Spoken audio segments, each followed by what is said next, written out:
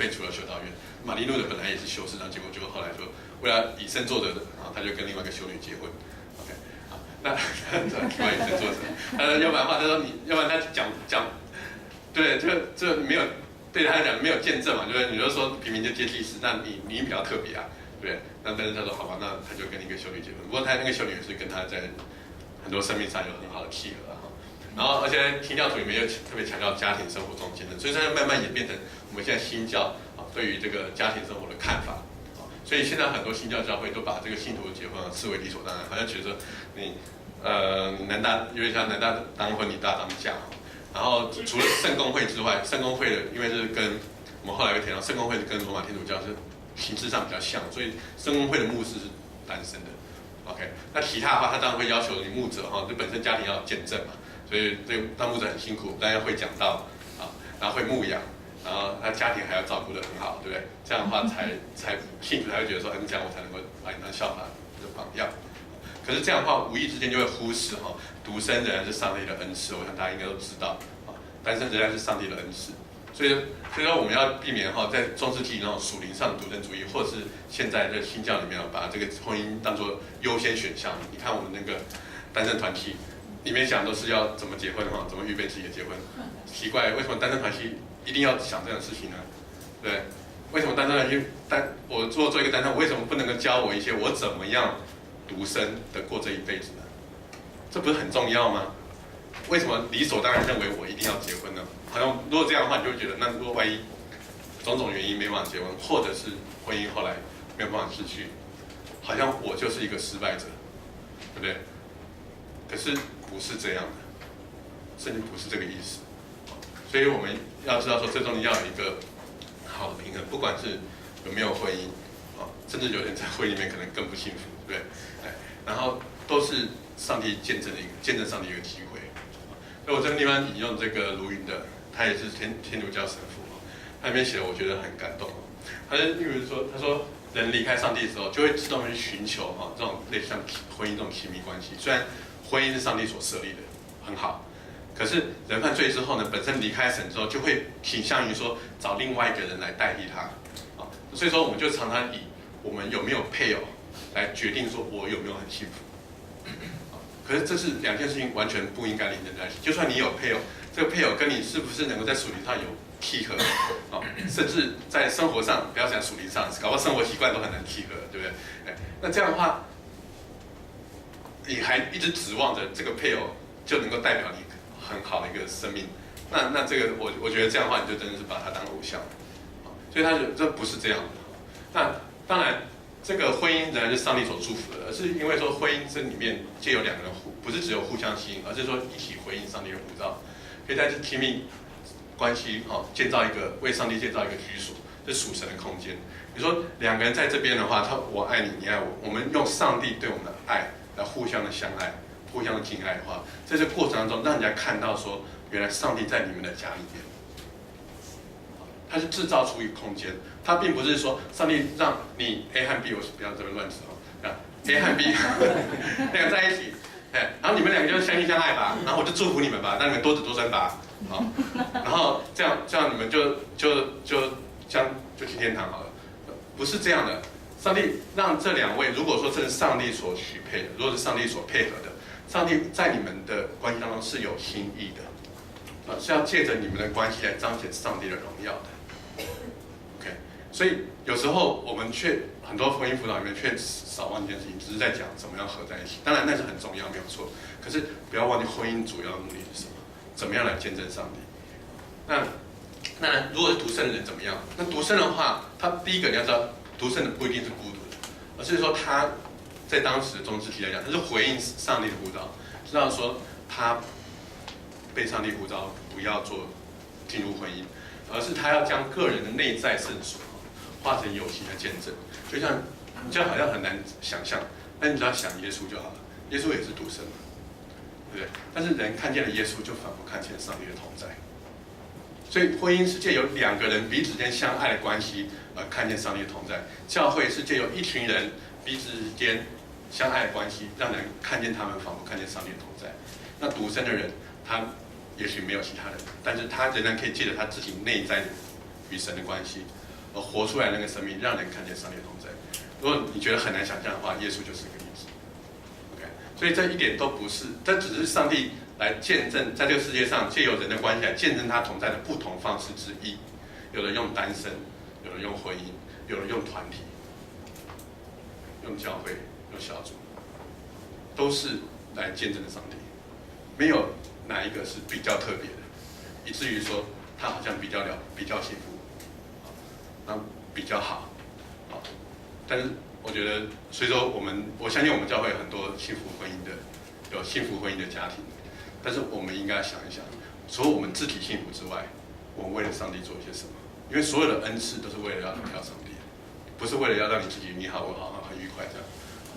当然那是很好，最后还是为了要荣耀上帝。我们在这婚姻当中，我们为上帝做了什么？所以对天主教来讲，他的想法是，独身是一种创造性的积极生活，它不是被动性的，好像说不得已的选择，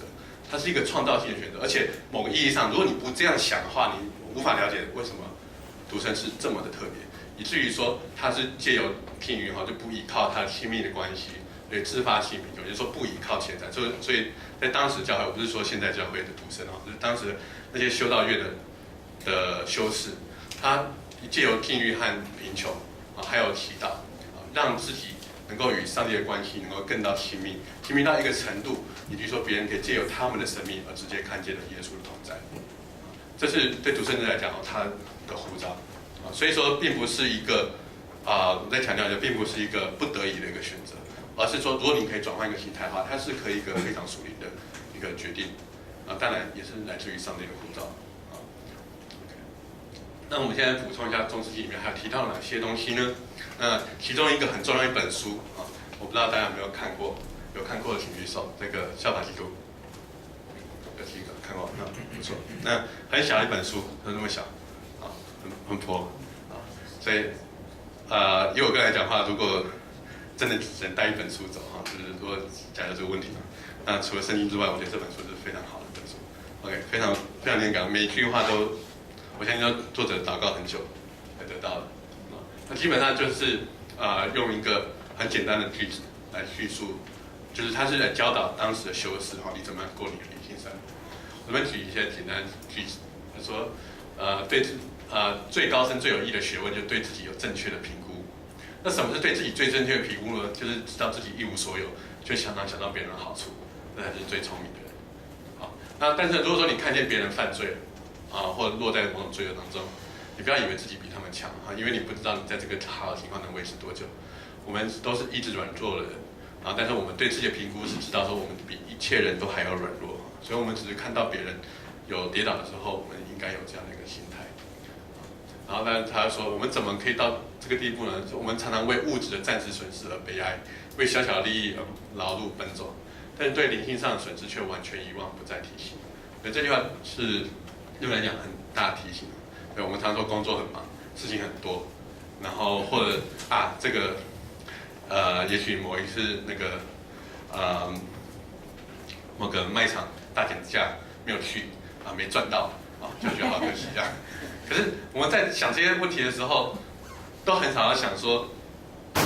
如果今天没有来上课，我是会少损失一些东西，我会损失一些东西，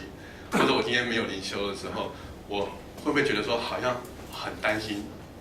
损失一些？我不是说担心说好像上帝觉得我不乖这样，不是这个意思而是说你是不是真的觉得你损失了些什么？然后你觉得说我很想要去把它补回来，很希望不会被干扰到。这种期望，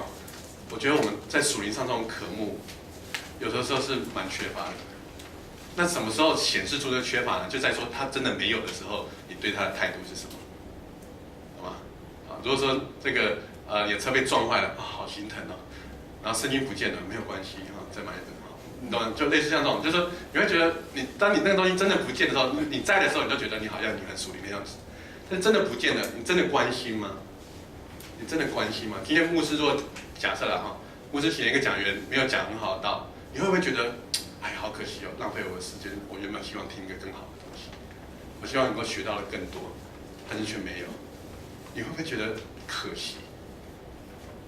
但是如果说我就去卖场花100块买东西，觉得不好，我就要求退货，对，然后在教会里面就好像觉得没有关系，这样就好了，大家都这样嘛，对，所以我觉得这是给我们一些提醒，我们在灵性上，我们真的关心吗？如果说没有关心的话，我们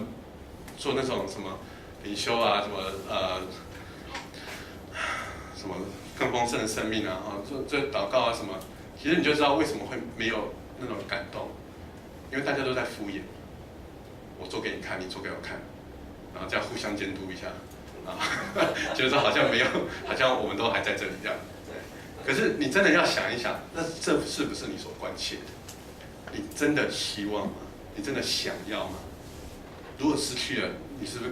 如果搞到今天台风来，教会关门就是不用来聚会，那你就心里很高兴，对？那你会不会觉得说，哎呀，好可惜啊？我这样讲不代表说我会这样想我只能说，这个的确是给我们自己很多的提醒啊。我们到底关心的是什么？耶稣有说，你的财宝在哪里，你的心就在哪里。你真正关心的是什么？这是我觉得我们对中世纪的这种修道生活可以有的一些提醒。另外一本书叫《不治之语》，有看过的吗？没有因为这是出现在天主教的那个书局《不治之语》，我觉得也很好一本书。不过我等一下介绍为什么这本书不见得介绍大家都买。但我先讲这本书讲什么。为什么叫不治之语呢？他基本上就是说，他要讨论说一个人怎么样恢复到跟上帝的亲密的关系，或者是与上帝有更深的这个灵程上晋升。通常就两件事情，你有一个上帝，可是还有世俗的情欲在干扰你。所以他们提出一个图像，就是说在世俗情欲呢，你要坐在一个坐忘之云上面就忘掉它，不要再想起它，你也不必跟它挣扎，你根本上就 ignore 它。然后呢，对于上帝，但是这样是不是就结束呢？不是，因为我们跟上帝之间还有另外一道黑云，叫不治之云，就因为人堕落以后离开了上帝。那这不治云仿佛是黑暗的，遮住了上帝的同在，所以我们常常觉得上帝不知道在哪里。我们就在这两个当中，我们觉得说我们要去除世俗情欲，可是我们却不见得见到上帝。所以他说，那你在中间要做什么呢？你的祷告呢，就要把你心中对上帝的爱和需求和渴慕，就像一个箭一样往那个不治之云上一直往上面射，然后那这个是有一天呢，你就会穿越这个云，然后穿越这个云的话，你会感受到上帝，就是等于说露出一点小小的缝隙，然后看到那个上帝云同在那个光。所以他这边讲说，他前面说不是所有听或念这本书或觉得很喜欢他的人去做，就是蒙召过静观生活，他们叫静观就是这种，就是默观，就是祈祷的生活这类内心的激荡可能只是由于自然的好奇，不算于生从的吸引。所以他那本书第一页就说，如果你对这个没有真实的有兴趣的话，请你把它关起来，不要再看下去